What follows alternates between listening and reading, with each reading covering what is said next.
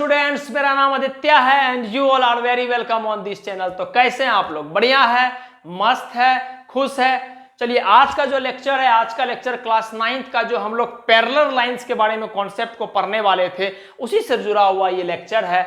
और ये आप देख रहे होंगे ऊपर में कि लिखा हुआ है कि concept of parallel lines and transversal. क्या होता है पैरेलल लाइंस आपको पहले बता चुके थे। अब पैरेलल लाइन से जुड़ा हुआ और ट्रांसवर्सल से जुड़ा हुआ क्या क्या कॉन्सेप्ट है उसको आज के वीडियो में हम लोग देखेंगे। ठीक, तो मैं हमेशा जैसे कि आपको बोलता हूं, कॉपी और पेन लेकर रेडी हो जाइए और एक प्रॉपर तरीका से अपना नोट्स बनाइए। नोट्स बनाएंगे, पार्टिकुलर वे में आप रिवीजन करेंगे तो आपका सब कुछ बेहतर होते चला जाएगा। ठीक, तो मैं स्टार्ट करता हूं, आप भी मेरे साथ साथ रिदम में चलिएगा। तो सबसे पहले मैं आपको बता देता हूं कि पैरेलल लाइंस होता है क्या, जो मैं पहले भी बता चुका हूं। पैरेलल लाइंस क्या होता है सर? ऐसा दो या दो से ज्यादा लाइंस। ठीक, अभी हम लोग दो की ही बात कर रहे हैं, दो से ज्यादा भी हो सकता है, कोई दिक्कत वाली बात नहीं है। दो लाइंस को पैरेलल लाइंस हम तब बोलेंगे जब उस दोनों के बीच में डिस्टेंस हमेशा कांस्टेंट होता है। बात समझ में आ गया? सिंपल सी बात है। जैसे मान लेते हैं मेरे पास दो लाइंस है, एक लाइंस ये है, ठीक, और दूसरा लाइंस मेरे पास ये है। ठीक, एक लाइंस मेरे पास L है, दूसरा लाइंस मेरे पास M है। तो आप देख रहे हैं कि इस दोनों के बीच का दूरी क्या है। मान लेते हैं यहां से यहां का बीच का डिस्टेंस h है, तो यहां भी h होगा, यहां भी h होगा, यहां भी h होगा, यहां भी h होगा। हमेशा h ही डिस्टेंस अगर मेंटेन होगा तब हम बोल देंगे ये दोनों लाइंस आपस में क्या है? पैरेलल है। या हम साधारण शब्द में बोले कि सर आप कितना भी इस लाइन को एक्सटेंड कर दीजिए, इस लाइन को कितना भी एक्सटेंड कर दीजिए, इस लाइन को कितना भी एक्सटेंड कर दीजिए, कितना भी एक्सटेंड कर लीजिए, ये दो लाइंस अगर आपस में कभी नहीं मीट करेगा then we will say that both lines are parallel lines. Clear? अच्छा, अब हम क्या करते हैं, एक ट्रांसवर्सल गिरा देते हैं। आपको पता है कि ट्रांसवर्सल पैरेलल लाइंस को इंटरसेक्ट करता है, कट करता है। तो इस ट्रांसवर्सल का नाम दे दिए T, कोई दिक्कत नहीं है, ये ट्रांसवर्सल लाइन गिरा दिए, कोई दिक्कत नहीं। अब बताइए इस ट्रांसवर्सल जब इस पॉइंट को टच कर रहा है तो इस पॉइंट पे चार गो एंगल बना रहा है, E angle, E angle, E angle, E angle. ठीक, तो नाम दे देते हैं हम इसका एंगल 1, इसका नाम दे दिए 2, इसका नाम दे दिए 3, इसका नाम दे दिए 4। सिमिलरली इसका नाम दे दिए 5, इसका नाम दे दिए 6, इसका नाम दे दिए 7 और इसका नाम दे दिए 8। बात समझ में आ गया? कोई दिक्कत नहीं। हम क्या किए, हम बोले सर दो पैरेलल लाइंस बना दिए, उस पे एक ट्रांसवर्सल गिरा दिए और हमको चार चार को एंगल दोनों मिल गया। अब इसमें जो भी कॉन्सेप्ट होता है कुछ देर के लिए आप थाम करके कॉन्सेप्ट को समझिएगा। तो सबसे पहला कॉन्सेप्ट आता है कि सर कोरोस्पोंडिंग एंगल्स क्या होता है। कोरेस्पोंडिंग एंगल्स क्या होता है? क्या हम बोल रहे हैं कि कोरेस्पोंडिंग एंगल्स क्या होता है? ठीक, तो अभी हमने बता रहे कि कोरेस्पोंडिंग एंगल्स के बीच में संबंध क्या है, बस हम आपको दिखाना चाहते हैं कि कोरेस्पोंडिंग एंगल्स क्या होता है। तो आप देखिएगा दो गो पैरेलल लाइंस है, एक एंगल बाहर होगा, एक एंगल अंदर होगा। कहने का मतलब sir angle 1 and angle 5 are corresponding angles. Similarly angle 4 and angle 7 are corresponding angles. ये रूल है, जो रूल है सो रूल के थ्रू बता रहे हैं। एंगल 2 अंदर है तो इसके बाहर वाला सेम साइड में angle 2 and angle 6 are corresponding angle and angle 3 and angle 8 are corresponding angle. तो हम बोल देंगे कोरेस्पोंडिंग एंगल क्या होगा? कोरेस्पोंडिंग एंगल होगा एंगल 1 एंड एंगल, कौन सा? Angle 1 and angle 5। ठीक, सिमिलरली दूसरा में क्या होगा? Angle 2 and angle 6। फिर तीसरा में एंगल 4 एंड एंगल 4 बाहर है तो 7 अंदर है, एंगल 7। अच्छा, उसके बाद एंगल 3 एंड एंगल 8। ये मेरा क्या होता है? कोरेस्पोंडिंग एंगल्स होता है। चार तरह का। क्या क्या? एक बाहर, एक देखना समझना जरूरी कि आपको फील हो जाना चाहिए कि कोरेस्पोंडिंग एंगल ये होता है बाबू, इसमें हम कुछ नहीं कर सकते, ये ऐसा होता है। ठीक, यहां होता है, इसके बाद ही आप आगे का कॉन्सेप्ट को बिल्ड कर पाओगे, वरना अगर आप इस बात को नहीं समझोगे तो इससे जुड़ा हुआ जितना भी कॉन्सेप्ट है आपके लिए वो परेशानी का विषय बन जाएगा। हम क्या बोले, ये वाला एंगल और ये वाला एंगल आपस में कॉरेस्पोंडिंग एंगल होता है। ये वाला एंगल और ये वाला, एक अंदर रह रहा है तो दूसरा देख रहे बाहर है। ठीक, उसी तरह से 3 किसका हो गया? तो सर 3 अंदर है, इसके बाहर क्या हो गया? सेम साइड में 8, तो 8 हो गया। एक 4 4 क्या है सर, 4 बाहर है तो इसके अंदर में आपको सेम साइड में क्या हो जाएगा, ये 7। तो 4 और 7 आपस में कोरस्पॉन्डिंग एंगल होता है। ठीक, दूसरा बात होता है sir interior angle, sorry interior में बोल रहा हूं, अल्टरनेट एंगल्स। ठीक, अल्टरनेट एंगल्स। अब अल्टरनेट एंगल्स जो होता है वो 2 तरह का, अल्टरनेट का मतलब समझ में आ रहा है कि एगो इधर है तो एगो उधर है, उल्टा पुल्टा। ठीक, अब अल्टरनेट 2 तरह का होता है, एक होता है अल्टरनेट इंटीरियर एंगल, ठीक।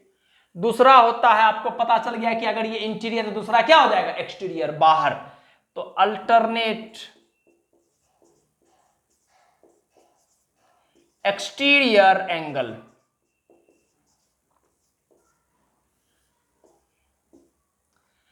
होप सो आपको बात समझ में आ रहा होगा। हम क्या बोले, अल्टरनेट एंगल 2 तरह का होता है। जब अंदर की बात करेंगे, इंटीरियर, इंटर मतलब अंदर होता है इंटीरियर की तरफ, तो जब अल्टरनेट इंटीरियर एंगल की बात करेंगे तो अंदर का एंगल का बात करेंगे, और जब अल्टरनेट एक्सटीरियर एंगल की बात करेंगे तो हम कहां का बात करेंगे, बाहर का एंगल का बात करेंगे। होप सो आपको बात समझ में आ रहा होगा। नाउ आप समझिएगा मेरी बात को।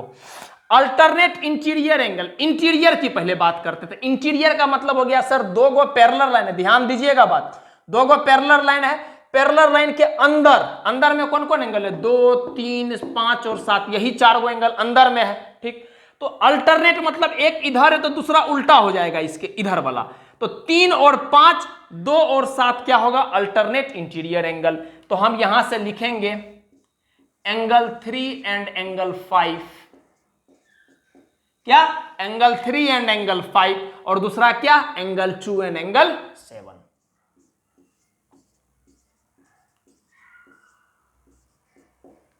बात समझ में आ गया। हम क्या बोले, अल्टरनेट इंटीरियर, अल्टरनेट मतलब समझ में आ रहा है कि एक इधर होगा तो दूसरा उधर हो जाएगा। कोरस्पॉन्डिंग में क्या होगा सर, सेम साइड में चलेगा चीज। ठीक, अच्छा इंटीरियर बोल रहे तो दोनों पैरेलल लाइंस के अंदर का बात होगा, तो 3 हो जाएगा 5 के साथ, 2 हो जाएगा 7 के साथ। तो ये दोनों पेयर को हम क्या बोलेंगे, अल्टरनेट इंटीरियर एंगल पेयर, और इस दोनों को बोलेंगे alternate interior angles pair. Clear है। अच्छा एक्सटीरियर एंगल में तो आपको आप क्लियर हो गया होगा कि सर पैरेलल लाइंस के बाहर, तो पैरेलल लाइंस के बाहर कौन है, इधर में बाहर कौन है, 1 और 4 है बाहर, इधर में बाहर कौन है, 6 और 8 है बाहर।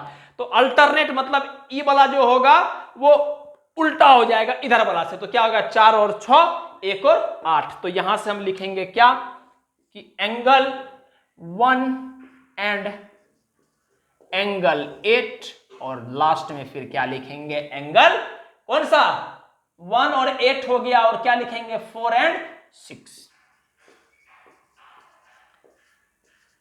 अभी मैं एकदम से ये आपको बता दूं कि इसमें क्या रिलेशन होता है अल्टरनेट इंटीरियर एंगल में आपस में, या कोरस्पॉन्डिंग एंगल्स में क्या रिलेशन होता है। मैं डायरेक्टली उस बात को नहीं आ रहा हूं। क्यों नहीं आ रहा हूं, काहे कि मेरा पर्सनल मानना है कि पहले आपको समझ में आना चाहिए कि कोरस्पॉन्डिंग एंगल्स क्या होता है, अल्टरनेट इंटीरियर एंगल्स क्या होता है, अल्टरनेट एक्सटीरियर एंगल्स क्या होता है। जब आपको वो चीज समझ में आएगा, दिख रहा होगा, तो फिर उससे जुड़ा हुआ बात आपको बोलेंगे तो क्लियर होगा। तो पहले मैं बोलूंगा इसको तो आप नोट डाउन करें ही साथ में, पहले आप इसको नोट डाउन कर लीजिए, फिर इसके बाद 2 कॉन्सेप्ट और है उसको बताऊंगा, एंड आफ्टर डेट हम लोग कॉन्सेप्ट जो मेन है उस पे आएंगे। प्लीज नोट डाउन कर लीजिए। ठीक, तो आई होप कि आप नोट डाउन कर लिए होंगे। चलिए अब आगे की बात करते हैं हम लोग इसमें। अब इसमें एक बात बच जाता है क्या, कि तीसरा कॉन्सेप्ट जो इसमें आता है उसको हम लोग बोलते हैं कंजिक्यूटिव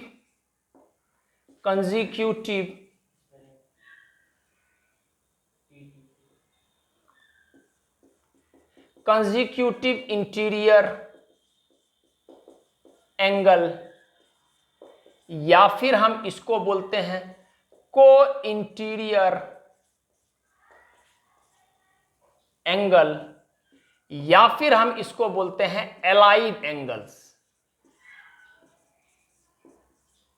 ठीक, किसी भी नाम से आपको दिया जा सकता है, चाहे आपको बोल देगा कंजिक्यूटिव इंटीरियर एंगल, चाहे आपको, मैं इसलिए सारा बात बता रहा हूं कि जब आप पहली बार पढ़ रहे तो आपको एक एक सिंगल बात बताना चाहिए, इस वजह से मैं बता रहा हूं।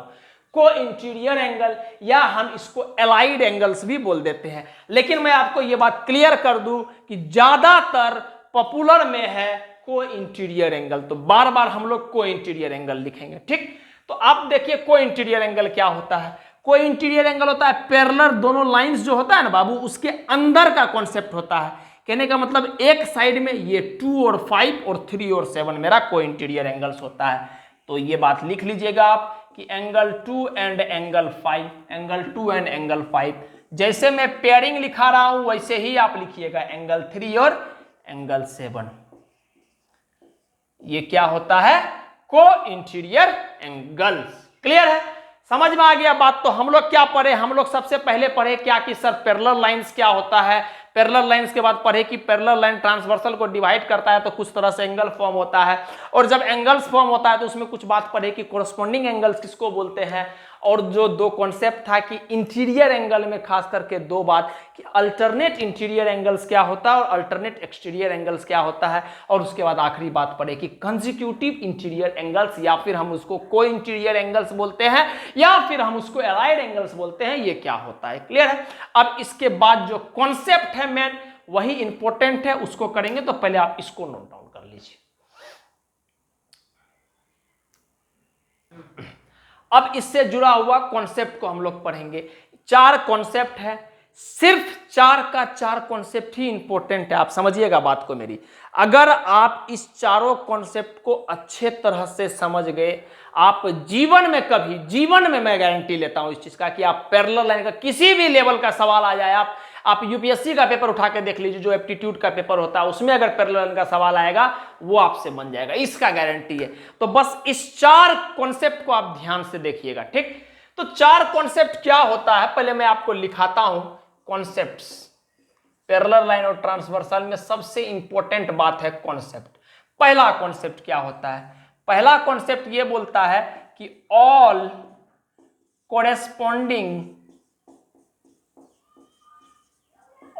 corresponding angles are equal।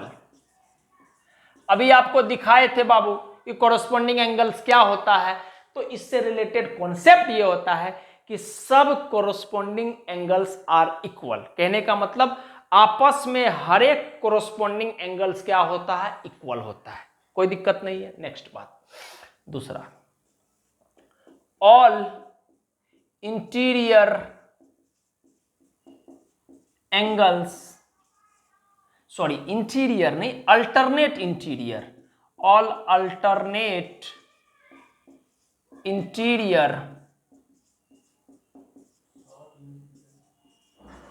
Angles are equal. जितना भी अल्टरनेट इंटीरियर एंगल्स होता है वो आपस में बराबर होता है। व्हाट इट मेरा पॉइंट।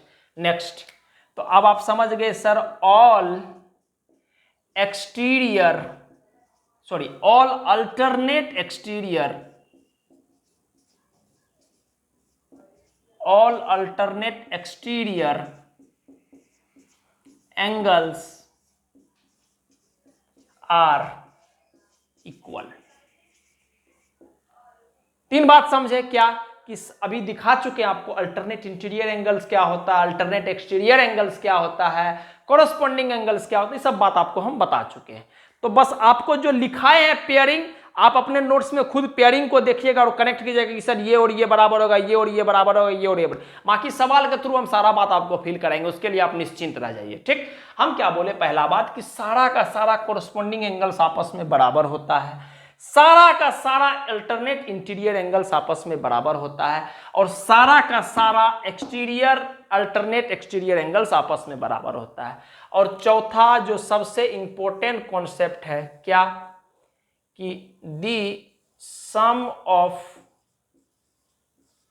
2 को इंटीरियर एंगल, जिसको हम लोग कंसेक्यूटिव एंगल्स भी बोलते हैं या फिर हम उसको एलाइड एंगल्स भी बोलते हैं। ठीक, द सम ऑफ 2 को इंटीरियर एंगल्स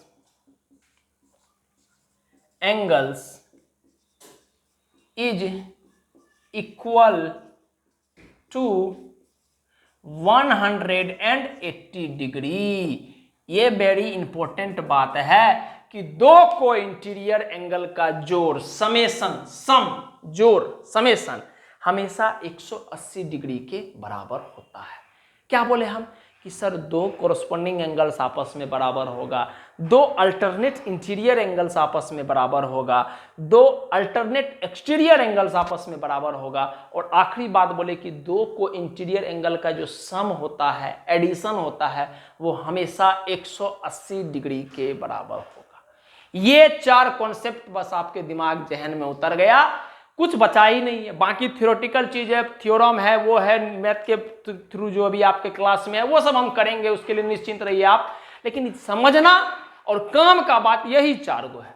इतना देख लिए आप, कर लिए, हर एक चीज को आप कर ले जाओगे। क्लियर है मेरा बात? तो प्लीज आप इसको नोट डाउन कर लीजिए।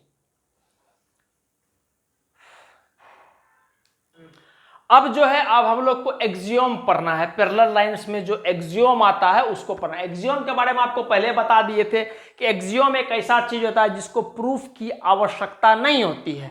ठीक है, तो एक्सियोम दो गो है। ये जो एक्सियोम है इसका जस्ट उल्टा दूसरा एक्सियोम है। ठीक, जैसे समझिए, if a transversal intersect two parallel line, कभी कभी बार बार अब हम पैरेलल नहीं लिखेंगे, अब हम हमेशा से शॉर्ट में पैरेलल इस तरह से लिखेंगे। ठीक, तो आपको जानकारी दे दी है इस बात का। If a transversal intersect two parallel lines, अगर दो पैरेलल लाइंस है, मान लेते हैं एक पैरेलल लाइंस ये है, दूसरा पैरेलल लाइंस ये है, और ट्रांसवर्सल इस दोनों पैरेलल लाइंस को इंटरसेक्ट कर रहा है, then each pair of corresponding angles are equal. आपको पता है कि सर ये एंगल्स और ये एंगल्स आपस में क्या होता है, कोरस्पोंडिंग एंगल्स, तो ये और ये आपस में क्या होगा, बराबर होगा। या हम लोग ऐसे भी बोल सकते हैं कि सर ये एंगल्स और ये एंगल्स और आपस में ये एंगल्स क्या होगा, ये एंगल्स और ये एंगल्स आपस में बराबर होगा। तो जितना भी पेयर्स ऑफ ये एंगल और ये एंगल, ये एंगल और ये एंगल, ये सब आप क्या होता है, आपस में कोरस्पोंडिंग एंगल्स होता है। तो पैरेलल लाइंस का एक्सियोम बोलता है कि अगर दो लाइन पैरेलल्स है और उस पर ट्रांसवर्सल गिरा हुआ है तो कोरस्पोंडिंग एंगल्स क्या होता है, आपस में बराबर होता है।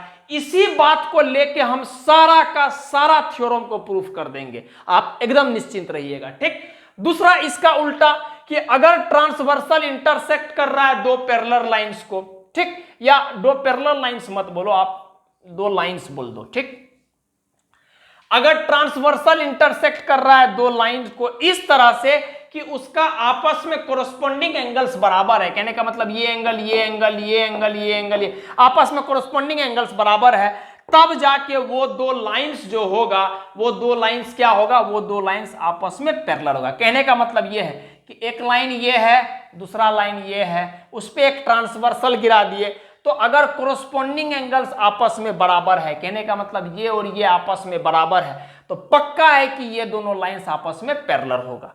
हम क्या बोले, दोनों बात को समझिएगा, ये बात और ये बात में बस इतना ही संबंध है कि ये वाला जो बात है इस बात का उल्टा है। ये क्या बोलता है कि दो लाइंस अगर पैरेलल है तो कोरस्पोंडिंग एंगल्स बराबर होगा। ये लाइन बोल रहा है कि दो लाइन इस तरह से है कि अगर आपस में कोरस्पोंडिंग एंगल्स बराबर है तो वो दो लाइंस पैरेलल होगा। तो पहला एक्सियोम क्या बोलता है कि दो लाइंस अगर पैरेलल है तो कोरस्पोंडिंग एंगल्स बराबर होगा। दूसरा एक्सियोम क्या बोलता है कि दो लाइंस अगर आपस में इस तरह से है कि कोरस्पोंडिंग एंगल्स बराबर है तो वो लाइंस क्या हो जाएगा, पैरेलल हो जाएगा। ठीक, तो ये एक्सियोम था, इसी के बेसिस पे हम जितना भी 5-6 जो भी अपना थ्योरम है जो हमको प्रूफ करना है, मैं थ्योरम करूंगा ही करूंगा, काहे कि आपको जब बेसिक चीज आप पढ़ रहे होते तो आपको थ्योरम का प्रूफ बताना जरूरी है। ठीक, मैं एक सिंगल थ्योरम को भी नेग्लेक्ट नहीं करूंगा, ये बात क्लियर है। अब हमारा जो नेक्स्ट लेक्चर मिलेगा आपको, वो थ्योरम के बेसिस पे कंपाइल करके आपको लेक्चर मिलेगा, और थ्योरम के बाद जो है नेक्स्ट लेक्चर के बाद जो है हमारा न्यूमेरिकल्स स्टार्ट हो जाएगा, एग्जाम्पल स्टार्ट हो जाएगा, और ढेर सारा, जैसे कि आप देखते हैं मैं मैथ में भी इतना सवाल करा देता हूं कि अगर आप बुक ना भी बनाए, प्रैक्टिस ना भी करे, तो उतना सवाल आपको बाकी हर जगह से कंपाइल करके करा देता हूं कि आपको अगर उतना ही करके जाए, आप मल्टीपल रिवीजन करके हमारा बनाया हुआ नोट्स को, तो आप हर जगह एक बेहतर साबित होंगे। ठीक है, तो मैं आपको यही बोलूंगा कि दोनों बात आपको समझ में आ गया होगा कि एक्सियोम क्या होता है, इसी दोनों बात का हम यूज करेंगे। पहला केस में कि दो लाइन पैरेलल होगा तो कॉरस्पॉन्डिंग एंगल्स बराबर होगा, दूसरा केस में क्या कि अगर कॉरस्पॉन्डिंग एंगल्स बराबर होगा तो पक्का है कि दोनों लाइंस पैरेलल होगा। मतलब आप समझो कि ऐसे कान पकड़ के पकड़ो या ऐसे कान पकड़ो, एक ही बात है, उल्टा किए हैं बस इसको कि दो लाइंस पैरेलल है तो कॉरस्पॉन्डिंग एंगल्स बराबर है, दो अगर कॉरस्पॉन्डिंग एंगल्स बराबर है तो पक्का है कि दोनों लाइंस पैरेलल होगा। ठीक, तो इसी दोनों बात का इस्तेमाल करके आपको हम सारा का सारा थ्योरम करा देंगे। ठीक, समझ में आ गया बात? तो प्लीज आप इसको नोट डाउन कर लीजिएगा। और जैसा कि मैं हमेशा बोलता हूं, किसी भी हाल में कोई भी परिस्थिति में हो, आप खुश रहिए और मस्त रहिए, पढ़ाई करते रहिए और हाँ, कोशिश करके खास अपने बारे में जरूर अच्छा सोचे। अगर आप अपने बारे में अच्छा सोचेंगे तो आपके साथ जरूर अच्छा होगा। ठीक, तो प्लीज आप नोट डाउन कर लीजिए। नेक्स्ट लेक्चर जो आपको मिलेगा वो थ्योरम से रिलेटेड मिलेगा। ठीक।